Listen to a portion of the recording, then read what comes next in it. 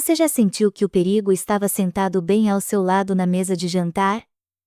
Hoje trazemos a história de Ken, um homem que viveu o pior pesadelo de qualquer irmão. No Natal, enquanto o mundo celebrava a paz, sua própria família preparava a sua execução financeira. Eles acharam que o espírito natalino o tornaria um alvo fácil. Eles apenas esqueceram que o mestre do jogo nem sempre é quem dá as cartas, mas quem sabe como identificar a armadilha. Se você já foi traído por quem deveria te proteger, esta história é para você. Fique conosco até o final, porque a reviravolta que quem preparou vai te mostrar que a justiça nem sempre tarda, às vezes, ela chega antes da sobremesa. Meu nome é Ken. O que você vai ouvir é como eu fui demitido da minha própria vida na noite mais sagrada do ano. Por segurança, mudei os nomes. A mulher que me apunhalou pelas costas é Karen. O homem que segurou o cabo da faca é Jason. Esta é a crônica de uma emboscada natalina. O vinho tinto na taça de cristal parecia sangue sob as luzes da árvore. E espesso. E escuro. Pressagiador. A mesa estava posta para 12, mas o ar não era de celebração. Era de julgamento. Karen sentou-se à minha frente, usando um vestido que custava o salário anual de um operário da nossa fábrica. Ela sorria, mas seus olhos eram cálculos frios de planilha. Ao lado dela, Jason, o consultor de eficiência que ela trouxe para a empresa 6 meses atrás. Ele usava um broche de ouro na lapela, um troféu de uma guerra que eu nem sabia que estava perdendo. Um brinde ao sucesso da nossa família. Karen disse, levantando a taça com elegância predatória. Senti um calafrio na nuca. O silêncio que se seguiu não era de respeito, era o silêncio de quem espera o gatilho ser puxado. Olhei em volta. Os outros convidados não eram parentes distantes. Eram advogados. Homens internos cinza, com pastas de couro escondidas sob cadeiras de carvalho. Eles não estavam lá pelo peru de Natal. Estavam lá pelo banquete dos abutres. Toquei o bolso do meu casaco, onde o token de segurança dos servidores da empresa estava guardado. Karen me encarou. Seu sorriso desapareceu. Ken, precisamos falar sobre o futuro, ela começou. Naquele momento, o cheiro de canela do jantar transformou-se no cheiro metálico de uma armadilha. Eu não era o anfitrião daquela festa. Eu era o sacrifício. Jason limpou os cantos da boca com o guardanapo de linho. Um gesto lento. Deliberado. Quase teatral. Ken, os mercados não esperam pelo Papai Noel, ele soltou, sua voz macia como seda cobrindo arame farpado. Ele colocou uma pasta sobre a mesa, empurrando-a em direção ao meu prato, derrubando um pouco de sal mau agouro. Karen inclinou-se para a frente, a luz das velas refletindo em suas joias, e na ganância em suas pupilas. É uma oferta de saída, Ken. Generosa. Única, ela sussurrou, como se estivesse me contando um segredo afetuoso. Mas o documento ali, entre o cristal e a prata, era minha sentença de morte corporativa. Eles queriam que eu assinasse a transferência de controle ali mesmo, antes da sobremesa, antes que eu pudesse respirar. Olhei para os advogados nos cantos da sala. Eram as sombras de um tribunal improvisado. Assine, e poderemos voltar a ser uma família. Karen disse, com uma audácia que me embrulhou o estômago. Família? A palavra soava podre saindo daquela boca. Eles achavam que o espírito de Natal me tornaria fraco. Achavam que o peso da tradição me faria ceder para evitar um escândalo diante dos convidados. Não queriam apenas a empresa, queriam minha rendição total. Suor frio começou a brotar na minha nuca, mas minha mão não tremeu. Olhei para Jason. Ele sorria, o sorriso de um homem que já se sentia o dono da casa. Ele não sabia que eu não estava apenas ouvindo, eu estava observando a falha na armadura deles. Eu não respondi. Apenas observei. O brilho excessivo no relógio de Jason. Um modelo de edição limitada que eu conhecia bem. Eu mesmo tinha visto aquela peça em uma vitrine na Suíça, e Karen estava ao meu lado naquele dia. Ela disse que era extravagante demais. Agora, aquele relógio pulsava no pulso do homem que tentava me destruir. Mas não foi o ouro que me deu a certeza. Foi o toque. Um roçar de dedos por baixo da toalha de renda, um movimento quase imperceptível entre ele e Karen enquanto eu fingia ler a primeira página do contrato. O ar na sala ficou rarefeito. O cheiro de pinho e canela foi sufocado pelo odor acre da traição. Eles não eram apenas sócios em um golpe, eram cúmplices em uma cama que eu nunca imaginei. A eficiência que Jason trouxe para a empresa era apenas um disfarce para o saque que planejavam. Cada demissão que ele sugeriu, cada corte de custos que Karen aprovou, tudo era lenha para o fogo onde pretendiam queimar meu legado. Olhei para minha irmã. A mulher que cresceu comigo, que compartilhou os natais da infância, agora me olhava como se eu fosse um obstáculo no caminho de sua fortuna. O tempo está acabando. Quem? Ela pressionou, sua voz agora despojada de sua falsa doçura. Assine, ou Jason terá que usar as cláusulas de insolvência que nós preparamos. Insolvência? Senti uma risada amarga subir na garganta. Eles sabotaram as contas. Eles envenenaram os livros. O banquete de Natal era a celebração do meu abate. Mas esqueceram de um detalhe. Jason achava que era o predador, mas era apenas a isca que Karen usava para manter as próprias mãos limpas. E eu era o único que tinha a chave do cofre real. Encostei as costas na cadeira. O couro rangeu. Um gemido de agonia no silêncio gelado. Não assinei. Em vez disso, puxei o token de segurança. Coloquei o dispositivo sobre a mesa, ao lado da taça de Karen. A tela brilhava, códigos mudando, o pulso da empresa. Os olhos de Jason saltaram. Ganância. Pura e suja. É isso que vocês querem? Minha voz saiu como um sussurro fino como navalha. Karen hesitou. Ela conhecia aquele tom. Tentou tocar o dispositivo, cobri com a palma da mão. O melhor para todos, ou para o fundo abutre do Jason? O silêncio foi absoluto. A máscara do consultor rachou.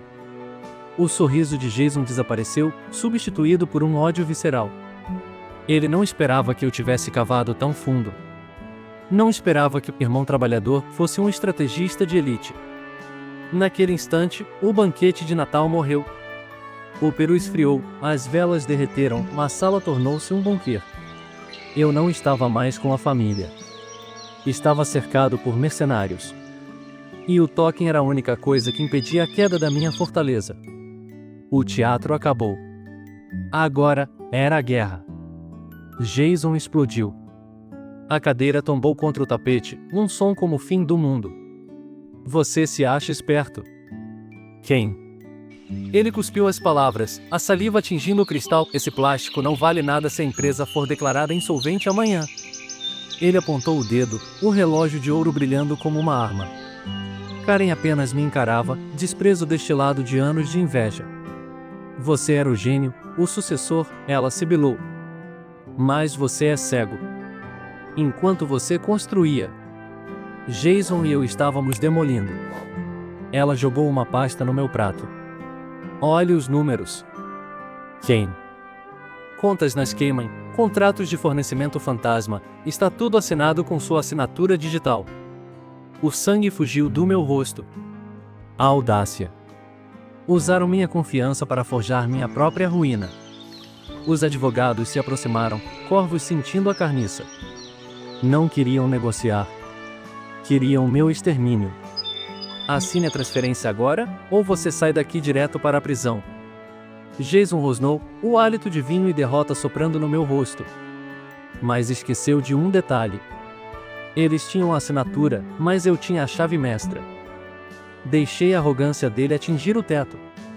Olhei para os documentos forjados. Então, sorri. Um sorriso seco, daqueles que fazem o sangue de um traidor gelar. Contas nas Cayman. Assinaturas digitais? Eu disse, minha voz cortando o ar como gelo. Peguei meu telefone. Um comando rápido. Karen franziu a testa, sua máscara de vilã de luxo rachando. O que você está fazendo? Ela sibilou. Olhei para os advogados. Senhores, espero que tenham sido pagos antecipadamente. Porque a empresa que vieram comprar acaba de deixar de existir. Jason soltou uma risada nervosa, mas seus olhos buscavam o telefone. Virei a tela para eles. Um e-mail de confirmação. Remetente, e Maria. Enquanto passavam os últimos meses brincando de espiões, Maria e eu executávamos um protocolo de defesa.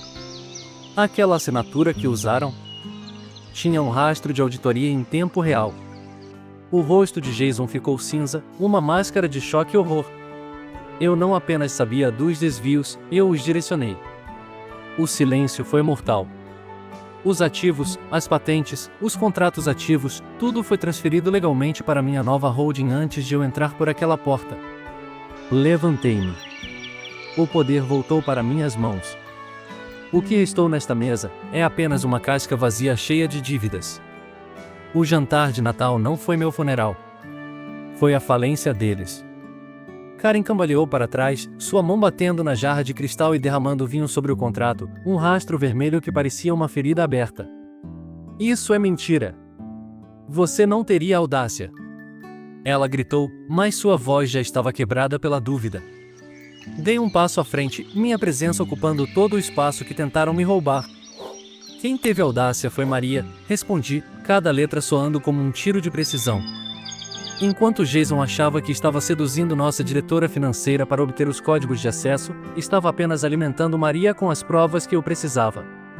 O rosto de Jason contorceu-se, o relógio de ouro no pulso agora parecia uma algema de luxo.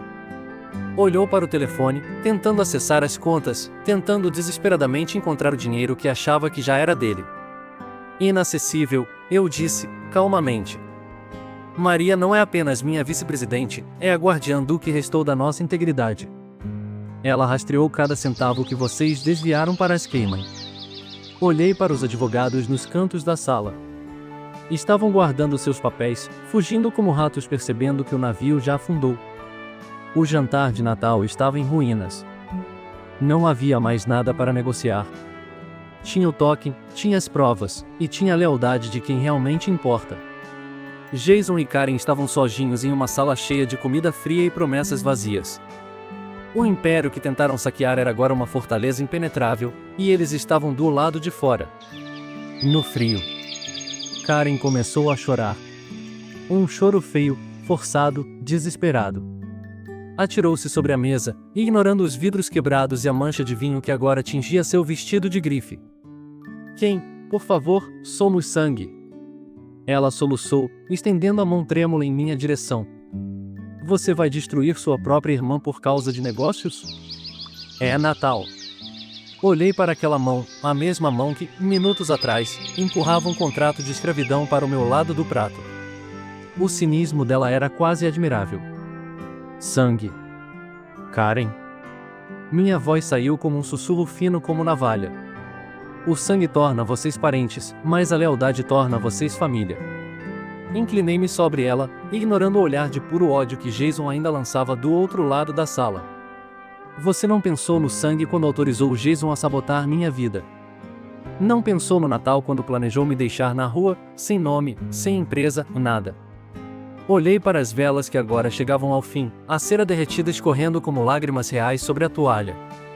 O jantar de Natal deles era uma farsa, e o amor fraternal de Karen era apenas a última moeda de troca de uma falida emocional. Você não é minha irmã, é apenas uma sócia minoritária que tentou um golpe, e perdeu. Jason tentou dar um passo à frente, punhos cerrados, mas apenas segurei meu telefone. A segurança da Maria está no portão. Jason. E a polícia está a um clique de distância com o dossiê das Cayman. O silêncio que se seguiu foi o som do ego de Jason sendo estraçalhado. Não tinham mais cartas. Não tinham mais família. Tinham apenas o vazio de uma noite que deveria ser pacífica, mas tornou-se o dia da minha independência. Peguei meu casaco. O couro estava frio, mas minha alma queimava. Não olhei para trás. O som dos soluços de Karen misturava-se aos gritos abafados de Jason, que agora tentava culpar os advogados pelo próprio fracasso. A sala de jantar de luxo agora parecia uma tumba, um mausoléu de ganância decorado com luzes de Natal. Abri a porta da frente e o ar gelado da noite encheu meus pulmões. Limpo. Puro. Real. A neve caía silenciosamente, cobrindo o rastro de sujeira que eu deixava para trás. No portão, o carro de Maria já esperava, os faróis cortando a escuridão como faróis de esperança. Ela não precisou dizer nada. Seu olhar era de alívio e respeito. Ela sabia o preço daquela vitória. Sabia que eu não tinha apenas salvado uma empresa, tinha salvado minha dignidade. Enquanto o carro se afastava da mansão, vi a silhueta de Karen na janela, pequena, amarga. Sozinha. Ela tinha o ouro que tentou roubar, mas o ouro agora era apenas dívida e processos judiciais. Senti o peso do toque no bolso e, pela primeira vez em anos, sorri de verdade. A estrada à frente estava escura, mas eu tinha o mapa. Tinha a estratégia. E o mais importante, tinha as pessoas certas. O Natal de quem não terminou naquela mesa podre. Estava apenas começando no asfalto frio, em direção a um império onde a traição não teria solo para crescer. Semanas depois, o escritório no 40º andar oferecia uma vista que a mansão de Karen jamais teria. O horizonte da cidade, trabalhando para mim. O silêncio aqui era diferente. Não era o silêncio tenso do jantar, era o silêncio do sucesso. Maria entrou na sala com 2 taças. Os registros foram processados. Quem, disse ela, vitória nos olhos. A holding assumiu o controle total. Karen e Jason estão vendendo suas joias para pagar advogados criminais. Aceitei a taça. O cristal tilintou, um som de pureza. Mas a vitória real não estava no extrato bancário. A porta se abriu. Julia entrou, trazendo o riso que faltava na minha vida. Meu filho estava em seus braços. Maria, a madrinha, pegou o pequeno no colo. Ciclo fechado. Ali estava minha verdadeira empresa. Minha empresa vencedora. Maria, como minha vice-presidente, era o pilar de uma lealdade que o ouro não compra. Olhei para a árvore de Natal no canto, decorada com simplicidade e verdade. A justiça poética não precisou de gritos. Veio com minha indiferença. Ficaram no passado, mastigando o ódio. Eu construí o amanhã. Brindei a Maria, a Júlia, ao futuro. Aos novos começos. A verdade dói, mas cura. Perdi uma família de sangue naquele jantar, mas ganhei um legado que ninguém pode derrubar. Quem saiu daquela mansão com menos os parentes, mas com uma liberdade que o dinheiro deles jamais poderia comprar. Esta história nos mostra que o sangue é, muitas vezes, apenas um detalhe biológico. A verdadeira família é feita de quem segura a sua mão quando o resto do mundo decide soltá-la. Hoje, o império dele cresce sobre a rocha da lealdade, enquanto quem tentou derrubá-lo vive nas ruínas da própria ganância. A vida tem uma forma muito clara de colocar cada um no seu devido lugar. E você? O que faria se descobrisse que o seu maior inimigo dorme sob o mesmo teto? Deixe aqui nos comentários se você perdoaria uma traição dessas ou se agiria como quem. Não se esqueça de se inscrever no nosso canal para mais crônicas de superação como esta. Até a próxima!